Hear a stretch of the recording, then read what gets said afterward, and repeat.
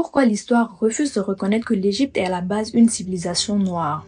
Pourquoi on la détache toujours de l'Afrique subsaharienne, de l'Afrique noire et on la rattache plutôt à la Méditerranée et au monde arabe? Peut-être avec le temps, il y a eu des invasions, il y a eu des colonisations, mais à la base, quand on parle de l'histoire de l'Égypte, c'est bien l'histoire des Noirs. Attention, je ne parle pas des Égyptiens actuels, je parle de ceux qui ont marqué l'histoire de l'humanité. Je parle des pharaons, je parle de ceux qui ont dompté l'énergie solaire, je parle de ceux-là même qui ont construit les pyramides, que jusqu'à aujourd'hui, beaucoup de chercheurs n'arrivent pas à comprendre l'ingénierie derrière.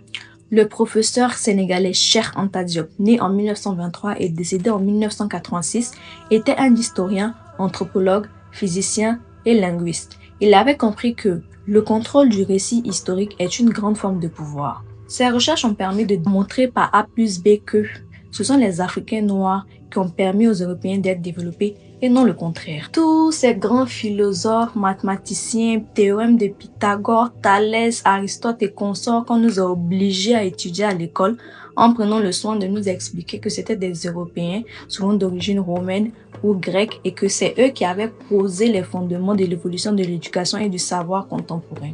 Le professeur Cheikh Anta Diop a prouvé que tout cela était venu à la base étudier en Égypte. C'était des élèves de l'Afrique noire. Donc c'est pas eux qui nous ont appris tout cela, c'est nous, nos ancêtres, qui leur ont appris tout cela. Le professeur Cheikh Anta Diop, il n'était pas dans les émotions, il n'était pas dans la poésie, il était dans la pratique. Il a fait des études linguistiques, c'est-à-dire qu'il a comparé les langues égyptiennes et puis certaines langues locales comme le Wolof et a trouvé des similarités. Il a également fait des études anthropologiques, physiques, ça veut dire qu'il a relevé l'ADN de ces momies-là, enfin il a relevé le taux de mélanine de ces momies-là. Ils ont également étudié les vrais cheveux de ces personnes-là qui faisaient partie de l'Égypte antique. Et il a également étudié les récits de ces mêmes Grecs-là, les Aristote, Hérodote et tout, qui dans leurs livres décrivaient les Égyptiens comme étant des personnes noires. Donc il ne s'est pas levé pour parler comme un fou. Il a vraiment étudié la chose. Et ces études ont toujours été refusées parce que ça dérangeait trop. Ça disait une vérité qui n'arrangeait pas le monde occidental. On peut bien casser les nez comme on veut, mais on ne peut pas cacher l'histoire pendant longtemps. Surtout avec les coiffures. Quand on regarde la plupart des photos des anciens Égyptiens, les portraits et tout, on se rend compte qu'ils avaient des coiffures très africaines. Soit des tresses, soit des cheveux crépus, ou souvent même des locks.